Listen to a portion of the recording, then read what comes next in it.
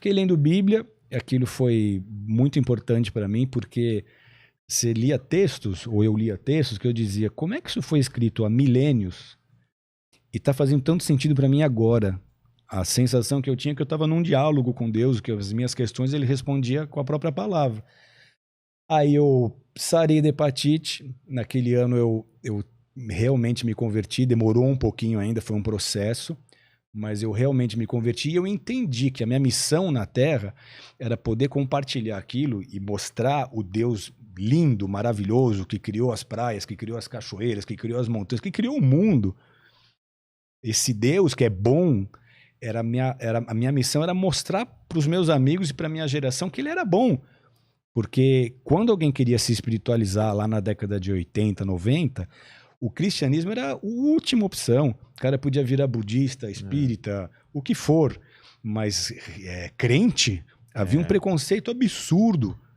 Então as pessoas nunca iam querer saber de estar em igreja. Eu falei, o que eu preciso fazer? Porque o que eu vivi ali, eu falei, essa experiência que eu estou tendo, eu sei que é tudo o que eles querem.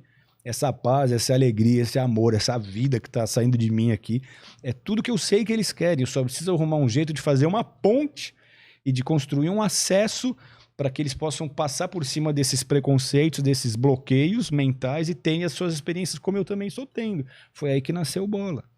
Da necessidade de eu poder compartilhar aquilo com um público que não estava nem um pouco interessado em religião ou em espiritualidade. Mas de onde veio a linguagem ser diferente, a forma como mostrar diferente? Porque eu acho que isso faz parte do nosso próprio DNA. Se você fosse um pastor, como é que ia ser a sua igreja? Sim, exatamente. Mas era uma coisa que, como não tinha, você pensou, pode ter uma resistência do resto eu não pensei que essa resistência pudesse haver, mas ela houve. Houve resistência de tudo quanto é lado. Da própria igreja evangélica, de pastores tradicionais. Mas foi uma coisa que, com o tempo, a gente também venceu. A gente também superou, porque era de se compreender. Você fala, poxa, chega uma igreja, uma molecada, cabeludo, o pastor nem terno usa. O púlpito do cara é uma prancha. De onde veio esse cara? Então os mais antigos começaram a dizer que a gente deixava o pessoal fumar maconha na igreja, que a Bola de Neve era a igreja dos maconheiros. É mesmo? Tinha esse papo? Tinha. Porque o que aconteceu? Os jovens das igrejas deles começaram a ficar interessados e começaram a querer conhecer e começar a ir. Foi aquela revolução que você lembra como é que era. Um salãozinho para 300 pessoas e a 700. Então a gente teve que lidar com isso, mas isso também nunca me preocupou, porque desde o início eu sabia que eu estava sendo chamado para agradar a Deus e não para agradar outros líderes evangélicos tradicionais. Então esse tipo de coisa nunca nos afetou. Mas grandes líderes falaram da gente. O Silas Malafaia, que é um pastor amigão meu hoje, na época ele foi pro ar falar, essas igrejas porque fica falando da gente, né? Deu uma bela cacetada, mas depois virou meu amigo, me chamou para pregar em congressos dele, em conferências dele. Então hoje eu tenho amigos de todas as linhas, tanto pentecostais quanto não pentecostais. A maioria deles respeitam muito a gente. Por quê? Porque eles viram os frutos. Então o nosso lema na época era não gasta tempo se defendendo, dá fruto, que pelos frutos a gente vai ser conhecido. A gente se apegou muito nisso, né? E no decorrer dos anos o próprio resultado do trabalho da igreja foi o testemunho que precisava mostrar a nossa essência. Mas paralelo a isso, a gente viveu algo muito interessante que você vai lembrar disso. Na virada de 2000 para 2001, saiu o censo do IBGE apontando que os evangélicos estavam crescendo no Brasil o dobro da população brasileira. Como que assim? estava havendo uma explosão de evangélicos.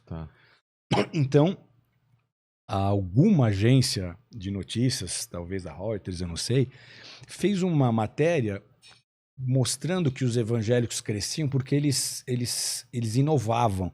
Eles tinham mais alternativas, eles mostravam a palavra de uma forma mais focada e direcionada para o público. E eles nos usaram para dar de exemplo. Olha a Bola de Neve, por exemplo, a linguagem que ela tem, o povo que frequenta, como eles quebram barreiras, olha que legal que é. E aí, por causa disso, a gente acabou tendo muita exposição na mídia. A gente teve entrevista com Marília Gabriela, a gente teve capa da Veja, revista Época, Folha de São Paulo, Estadão, e uma coisa meio inédita, que era falando bem de igreja. Isso até então não acontecia. Quando era para falar de igreja, era sempre para escancarar, para escrachar, para esculachar. E essas matérias falando bem, falando que a igreja era diferente, que fazia o trabalho, mostrando um lado que normalmente não se mostrava na mídia. Então, Gugu Liberato, uma infinidade, Otávio Mesquita, todos os programas daquela época, quase todos fizeram matéria com a gente, quase todas as revistas, quase todos os jornais, e isso ajudou a impulsionar a seriedade do ministério, porque outros líderes, outros ministros, outras igrejas começaram a ver que o trabalho era de verdade. Então isso foi uma coisa difícil de enfrentar no começo, mas foi superado. Hoje a igreja Bola de Neve ela tem bons relacionamentos com a maioria dos líderes e ministérios. Para mim é um pouco de confusão, e para quem também não é evangélico nem nada, qual que é essa divisão de o que é pentecostal, neopentecostal? Como que a bola se coloca nisso? As igrejas pentecostais são aquelas que creem que o Espírito Santo atua hoje, batizando. São as igrejas que oram em línguas, são igrejas que creem nos dons, creem que Deus cura, creem que Deus pode te usar para entregar uma profecia para alguém, para entregar uma palavra de conhecimento para alguém. As igrejas mais tradicionais, a maioria delas são cessacionistas. O que eles dizem? Cessacionistas. Que esse mover do Espírito Santo cessou com a igreja primitiva. Foi até o que o pastor Iago falou aqui. Que aquelas manifestações sobrenaturais, como o Pedro virar para o cara e falar, não tenho prata, não tenho ouro, mas o que eu tenho eu te dou, levanta e anda, e o cara levantar e andar, não, isso era só lá. Então é uma linha teológica que justifica a falta de poder hoje na igreja. A igreja pentecostal, ela crê que o evangelho é o mesmo ontem, hoje, vai ser para sempre, que Jesus é o mesmo, que o Espírito Santo atua da mesma forma agora como atuava nos dias de Paulo, de Pedro e de João, e procura viver isso. Então é a igreja que dá liberdade para o Espírito Santo, que ora em línguas, que busca revelação, que busca profecia. Então essa é a diferença básica. Por que pentecostal? Porque quando o Espírito Santo veio a primeira vez na Terra, como diz Atos 2, foi na festa de Pentecostes. Os judeus tinham 3 festas importantes: Tabernáculos, Pentecostes e Páscoa. Então eles receberam... Opa, melhor assim? Melhor assim, Tá. Então eles receberam o Espírito Santo no dia da festa de Pentecostes. Então pentecostal não é um pente para pentear os pelos das costas. Pentecostal é um movimento que nasceu em 1906... quando lá na Califórnia, na Rua Azusa, o William Seymour, que era um pregador negro, que não tinha um olho, muito humilde, começou a buscar Deus com a igrejinha dele, e o fogo de Pentecostes veio ali na Rua Azusa. Então aquele mesmo fogo que veio em Atos capítulo 2, onde os discípulos de Jesus foram batizados com o Espírito Santo, começaram a fluir como Jesus fluía, porque antes disso eles eram seres humanos comuns. Depois dessa visitação e de revestimento, eles começaram a fazer coisas iguais que Jesus fazia, as mesmas, ou até maiores. Paulo orava pela roupa das pessoas, as pessoas eram curadas. A sombra de Pedro curava a pessoa. Eles viveram coisas que Jesus mesmo não viveu. A sombra de Jesus não curou ninguém, a sombra de Pedro curou. Eles viveram coisas iguais ou maiores até. Então, o que aconteceu nessa Rua Azusa ali, no início do século XX, foi esse despertamento, esse fogo. Eles começaram a orar em línguas, começou a ter curas, começou a ter milagres, começou a ter sinais. Líderes do mundo todo viajaram até lá para entender o que estava acontecendo. Lá eles eram cheios do Espírito Santo e voltavam para suas nações levando aquela chama.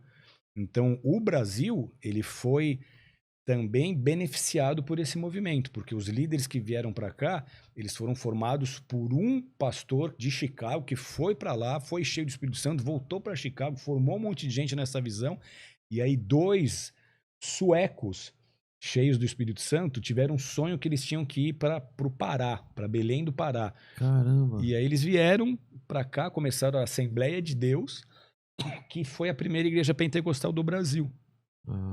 Então depois disso houve muitos outros desdobramentos. Se você pega igrejas como a Igreja Batista, a Igreja Luterana, a Igreja Metodista, a Igreja Presbiteriana, são igrejas mais históricas, a maioria delas, como a minha, que eu frequentava na infância, são igrejas sensacionistas, cessacionistas. Aquilo parou lá. Jesus é o mesmo, a gente ama Jesus, a gente vai morar no céu.